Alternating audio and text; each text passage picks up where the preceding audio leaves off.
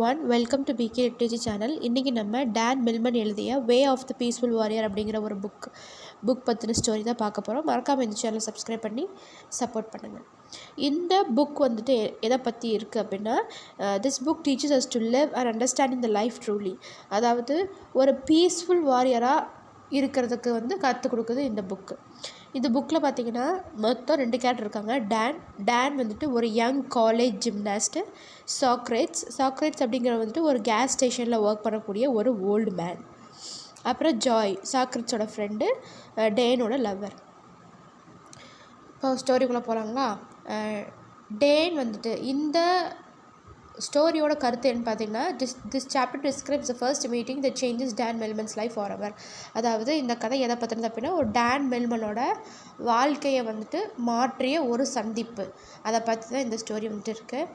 Don மெல்மன் பார்த்திங்கன்னா ஒரு young college ஜிம்னாஸ்ட்டு. அவர் ஒரு சக்ஸஸ்ஃபுல்லான பர்சன், ரொம்ப டேலண்டான பர்சன். ஆனால் அவருக்கு மனசுக்குள்ளே ஒரு எம்டினஸ் இருக்குது. அதாவது என்ன தான் அவர் டேலண்டான பர்சனாக இருந்தாலும் அவர் மனசுக்குள்ளே நம்மளால் எதுவுமே சாதிக்க முடியாது, எதுவுமே பண்ண முடியாது அப்படிங்கிற ஒரு எம்டினஸ் இருக்குது. ஒரு நாள் நைட்டு தூக்கம் வராமல் இருந்தபோது அவர் பெட்ரோல் ஸ்டேஷனுக்கு போகிறாரு. அப்போ சாக்ரேட்ஸ் அப்படிங்கிற ஒரு ஓல்டு மேன் சந்திக்கிறாரு. சாக்ரேட்ஸ் அங்கே வேலை செய்யக்கூடிய ஒரு பர்சன். நெக்ஸ்ட்டு பார்த்திங்கன்னா, சாக்ரேட்ஸ் டேனுக்கு நிறைய விஷயங்களை வாழ்க்கையை பற்றின லெசனை அவருக்கு சொல்லிக் கொடுக்குறாரு. மென்டலாகவும் ஃபிசிக்கல் அண்ட் மென்டல் ப்ராக்டிஸை டேனுக்கு சாக்ரேட்ஸ் கொடுக்குறாரு. நெக்ஸ்ட்டு பார்த்திங்கன்னா, நிறைய விஷயங்களை பற்றி சொல்லி கொடுக்குறாரு. அதாவது வாழ்க்கையோட உண்மையான அர்த்தத்தை பற்றி சொல்லிக் கொடுக்கறதுக்கு ஸ்டார்ட் பண்ணுறாரு. அவேர்னஸ் அண்ட் செல்ஃப் கண்ட்ரோல் பற்றி சொல்லிக் கொடுக்குறாரு. ஃபஸ்ட்டு டேன் சாக்ரேட்ஸோட வார்த்தைகளை நம்ப மாட்டான். அவன் உலகத்தோட வெற்றியில் தான் ஒரு சந்தோஷம் இருக்குது அப்படின்னு சொல்லி நினைக்கிறவன். சாக்ரேட்ஸ் நிறைய விஷயம் அவனுக்கு சொல்லி கொடுக்குறான். நீ அவர் என்ன சொல்கிறார் அப்படின்னா, நீ எவ்வளவு திறமையாக இருந்தாலும் உன்னோட மனசு அமைதியாக இல்லை அப்படின்னா நீ முழுமையாக ஒரு வாழ்க்கையை வாழ முடியாது அப்படின்னு சொல்லி கொடுக்குறாரு. நம்மளோட மனசு தான் நம்மளோட லைஃப்க்கே மாஸ்டர் அப்படின்னு சொல்லி கொடுக்குறாரு. மகிழ்ச்சி அப்படிங்கிறது நமக்கு நிறையா விஷயம் கிடைக்கிறதுல இல்லை. நமக்கு கொஞ்சம் கிடைச்சாலே அதில் திருப்தி அடையணும், அதில் தான் மகிழ்ச்சி அப்படிங்கிறது இருக்குது அப்படின்னு சொல்லி கொடுப்பாரு. நெக்ஸ்ட்டு நிறைய விஷயங்கள் சாக்ரேட்ஸ்க்கு இருந்து கற்றுக்கிட்டதுக்கப்புறமா டேன் நிறைய விழிப்புணர்வை தனக்குள்ளே உணர்கிறாங்க, ரியலைஸ் பண்ணுறாங்க. லைஃப்னால் என்ன அப்படிங்கிறத ரியலைஸ் பண்ணுறாங்க. உண்மையான சந்தோஷம் அப்படிங்கிறது வெளியில் கிடைக்காது, நமக்குள்ளே தான் இருக்குது அப்படின்னு சொல்லி அவர் ரியலைஸ் பண்ணுறாரு. சாக்ரேட்ஸ் மெடிடேஷன், இன்னர் பீஸ், அது மாதிரி நிறைய மன அமைதி, இது மாதிரி நிறைய விஷயங்களை கற்றுக் கொடுக்குறாங்க. சாக்ரேட்ஸ் என்ன சொல்கிறார் அப்படின்னா,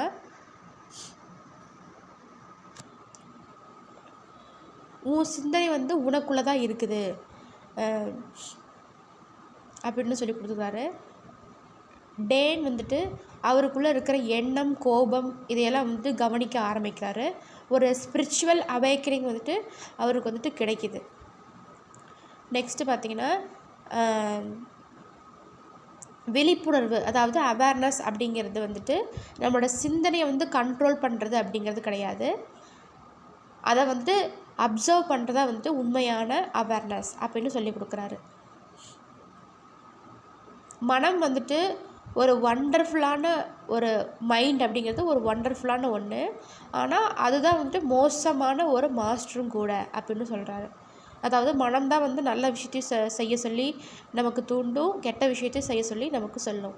அதனால் அவர் வண்டர்ஃபுல் அண்ட் டெரிபிள் மாஸ்டர் அப்படின்னு ரெண்டோட கம்பேர் பண்ணுறாரு.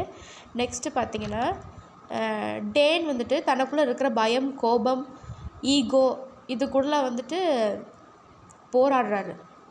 அதாவது அதையெல்லாம் போகணும் அப்படிங்கிறதுக்காக தான் சாக்ரேட்ஸ் நிறைய விஷயங்கள் சொல்லி கொடுக்குறாரு. உண்மையான ஒரு போர் வீரன் வெளியில் யார்கிட்டையும் சண்டை போட மாட்டான். அவன் தனக்குள் இருக்கிற பயம், கோபம், லேசினஸ் கூட தான் சண்டை போடுவான் அப்படின்னு சொல்லி கொடுக்குறாங்க. டேன் வந்துட்டு தனக்குள்ள இருக்கிற அமைதியை வந்துட்டு அவர் பெறதுக்காக நிறைய ப்ராக்டிஸ் வந்துட்டு பண்ணுறாரு. உண்மையான வெற்றி அப்படிங்கிறது நம்மளோட மனசை நம்மளே வந்துட்டு ஜெயிக்கிறது தான் இருக்குது அப்படின்னு சொல்லிட்டு டேன் வந்து நினைக்கிறாரு. ஒரு ஒரு ஒரு உண்மையான போர் வீரன் வந்துட்டு வெற்றிக்காக மட்டும் வந்து போராட மாட்டான், தன்னோட மனசோட அமைதிக்காகவும் போராடுவான் அப்படின்னு சொல்கிறாங்க. வாழ்க்கையில் வந்துட்டு மகிழ்ச்சி, சந்தோஷம், துக்கம் ரெண்டுமே வந்துட்டு சேர்ந்து வரும். நமக்கு மகிழ்ச்சி மட்டும் தான் வேணும் அப்படின்னு சொல்லி நம்ம ஒன்றை மட்டும் எடுக்க முடியாது, ரெண்டுமே வந்து சேர்ந்து தான் வரும். ஒரு நாள் வந்துட்டு டேன் வந்துட்டு ஒரு தோல்வியை வந்து சந்திக்கிறான். அவனோட மனசு வந்து டோட்டலாக உடஞ்சி போயிடுது. ஆனால் சாக்ரேட்ஸும் அவரோட லவரான ஜாயும் வந்துட்டு அவங்கள வந்துட்டு ஆறுதல் படுத்தி, வாழ்க்கை வந்துட்டு ஒரு துயரம் அப்படிங்கிறது கிடையாது, அது வந்துட்டு ஒரு ஆசிரியர், வாழ்க்கை வந்து ஒரு ஆசிரியர், அதிலிருந்து நம்ம நிறைய பாடம் வந்து கற்றுக்கொள்கிறோம் அப்படின்னு வந்துட்டு சொல்கிறாங்க. நமக்கு துயரம் ஃபஸ்ட்டு வந்தால் தான் நெக்ஸ்ட்டு சக்ஸஸ் கிடைக்கும், சந்தோஷம் கிடைக்கும். துயரம் இல்லாமல் ரெண்டுமே கிடைக்காது அப்படின்னு வந்துட்டு சொல்கிறாங்க. ஒவ்வொரு விஷயத்துக்கும் ஒவ்வொரு பர்பஸ் வந்துட்டு இருக்குது, இது நடக்கணும் அப்படின்னா அது நடந்தால் தீரும் அப்படின்னு சொல்கிறாங்க.